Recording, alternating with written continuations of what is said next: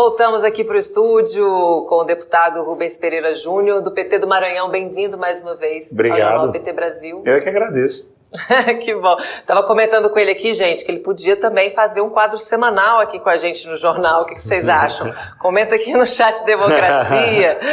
Deputado, vamos falar sobre esse esforço concentrado, né, que foi combinado com o Congresso Nacional para essa semana. O que aconteceu ontem no Congresso que a gente pode destacar aqui hoje? Olha, a gente tem um esforço concentrado para poder encerrar bem o semestre legislativo. O presidente Lula aprovou praticamente todas as matérias que ele desejava. Não foi uma vitória unânime, que teve um outro projeto que passou contra a nossa vontade, mas de uma forma geral foi extremamente exitoso. Então a gente não tem aquela ingenuidade infantil de achar que o governo não perde nenhuma.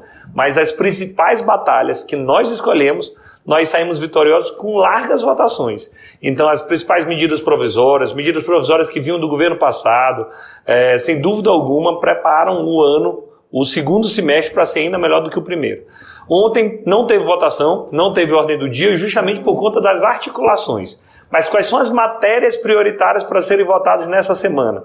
São as matérias, de uma forma geral, de natureza econômica. Então tem a mudança do CARF, daqui a pouco eu falo sobre ela, tem a volta do arcabouço fiscal, que nós tivemos pequenas alterações no Senado Federal, tem a reforma tributária, que é muito importante, além de votar o programa do PAA, Programa de Aquisição de Alimentos, e na segunda nós já votamos o projeto que vai facilitar a ampliação da educação em tempo integral, que é aquela que a criança, o jovem estuda pela manhã e pela tarde. Então, é uma semana com muitas pautas, muito intensa, muita articulação, e eu estou confiante que nós teremos mais uma vitória. Deputado, e a reforma tributária, né, que deve finalmente se tornar uma realidade, aí é uma demanda de décadas, né, no país, assim, muita espera. Eu queria que você pontuasse para a gente como é que está sendo esse debate dentro da casa e se há um ambiente favorável para aprovação. Em primeiro lugar, a gente tem que saber que o nosso modelo, o nosso sistema tributário não serve. Muito antigo, anacrônico, ele é regressivo, tributa mais o mais pobre. No Brasil é assim, quem tem pouco paga muito e quem tem muito paga pouco ou quase nada. Então tá errado. Além de ser um sistema, assim, desculpa a expressão, mas um sistema burro. Você chega a um empresário no final do ano, ele pergunta para o contador e para o advogado dele: ei, paguei tudo? Ninguém sabe responder. Então é confuso, isso dificulta o investimento, isso trava o desenvolvimento do país. O presidente Lula com o ministro Haddad tiveram a correção de priorizar a reforma tributária nesse primeiro semestre. Não desejamos, tem que ter o DNA do governo, vai ser uma proposta encaminhada pelo Poder Executivo. Não foi necessário. A gente aproveitou as propostas que já estavam na Câmara dos Deputados, que já tramitavam aí há 5, 10, 15, 20 anos.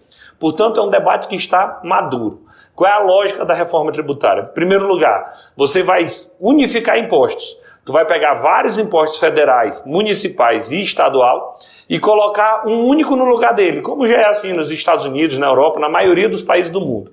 Tu vai deixar de tributar toda a cadeia produtiva e tu vai tributar só no consumo, só uma única vez, e todo mundo vai saber quanto está pagando e quanto fica para cada ente. E isso vai permitir que quem está investindo, quem está produzindo, fique desonerado. Vai ser criada uma modalidade de cashback, que é justamente para aqueles de baixa renda poderem ter um retorno dos tributos que pagarem. Só para dar um exemplo assim, o cashback hoje já existe um ou outro ponto. Por exemplo, imposto de renda. Você faz a sua contribuição de imposto de renda, faz sua declaração e lá você declara tudo que você gastou com saúde e educação. E ali você recebe uma parte de volta. Então o cashback lateralmente já existe. Nós queremos ampliar isso e focar em quem tem baixa renda. A perspectiva é que nós iremos aprovar, está tendo discussão com os prefeitos, com os governadores, está tendo muita fake news sobre essa matéria. A base bolsonarista está caindo, matando, cheio de mentira nisso, por dois motivos. Primeiro, que eles não querem uma reforma tributária justa, que ajude especialmente o mais pobre, que ajude especialmente o pequeno. Segundo, é um certo tipo de inveja Eles não fizeram, não querem que o presidente Lula faça. Mas o presidente já colocou como prioridade, nós vamos lutar para garantir a aprovação ainda no primeiro semestre, apesar de toda a onda de fake news dos bolsonaristas. A última, eles disseram que isso vai aumentar os tributos da cesta básica, e é mentira. O próprio, tem um agente, se eu não me engano, do Banco Mundial, que ele já atestou que a cesta básica vai ficar 1,7% mais barata com a simples aprovação da reforma tributária. Então, show fake news, o que nós queremos é menos imposto, mais inteligência e que ele tenha um caráter progressivo, que ele proteja os mais pobres. E falando em cesta básica, a gente tem também, né, em tramitação a recriação do programa de aquisição de alimentos, né, que também está tramitando, em discussão na casa. Eu queria que você pontuasse a importância desse mecanismo para o Brasil superar mais uma vez a fome. O objetivo é justamente facilitar a aquisição de alimentos lá na base, lá no local, próximo de quem está produzindo. Então é uma forma de ajudar a agricultura familiar. Imaginemos uma cidade qualquer do país. O prefeito vai fazer uma licitação, uma empresa de São Paulo, exemplificando, ganha a licitação. Ele vai fornecer para aquela cidade. Por que o produtor local não pode, ele estar fornecendo uma parte para a prefeitura? Por que não pode ser aquele pequeno agricultor familiar, aquele pequeno produtor, aquele pequeno industrial, não possa estar fornecendo diretamente? Então, de alguma forma, essa aquisição de alimentos ajuda muito nesse sentido, garante uma produção lá na base, e isso é, sem dúvida alguma, imprescindível para garantir um desenvolvimento regional. Então, é mais um acerto do presidente Lula, mostrando por que ele voltou. A gente está reorganizando a casa e até aqui as notícias são as melhores possíveis, inclusive as notícias econômicas. Crescimento do PIB, desemprego caindo, inflação caindo. Na hora que a taxa de juros cair, eu não tenho dúvida de que o Brasil vai entrar num momento melhor ainda.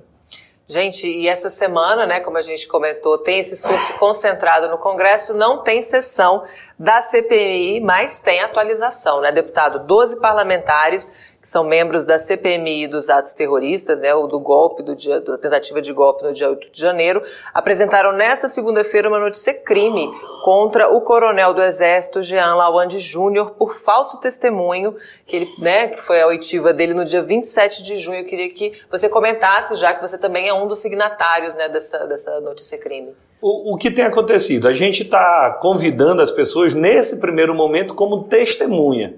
E sendo testemunha, ele tem a obrigação de falar a verdade. Então, todas as vezes que uma testemunha for à CPMI e lá a gente perceber que ele está contando uma mentira, nesse caso a gente vai, logo depois de apurados os fatos, fazer a representação criminal por conta do crime de falso testemunho, para que dessa forma eles respeitem as investigações, respeitem o poder legislativo. Então, não é normal, não é aceitável alguém chegar até a CPI e contar fatos inverídicos. Excepcionalmente, se a pessoa tiver como investigado, aí ele tem o direito de permanecer calado e ele tem o direito de não se incriminar.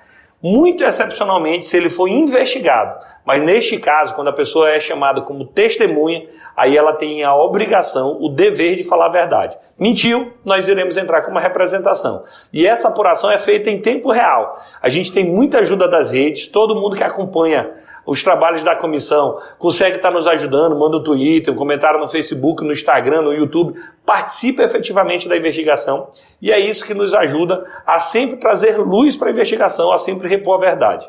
Essa semana não teve CPMI por conta dos trabalhos da pauta econômica da Câmara dos Deputados, mas na próxima semana tem, e já está marcada a oitiva do Mauro Cid, para ele explicar da onde que veio a minuta golpista, por que ele fraudou o cartão de vacinação do Bolsonaro, o dinheiro que tinha em espécie com ele, qual a relação que ele tinha com a Polícia Rodoviária Federal, que ele tinha com a Polícia do DF, que ele tinha também com o coronel do Exército, que estava preparando justamente outra minuta golpista. Então nós vamos investigar o Mauro Cid e fica um pouco mais perto, inclusive, de chegar no ex-presidente Bolsonaro.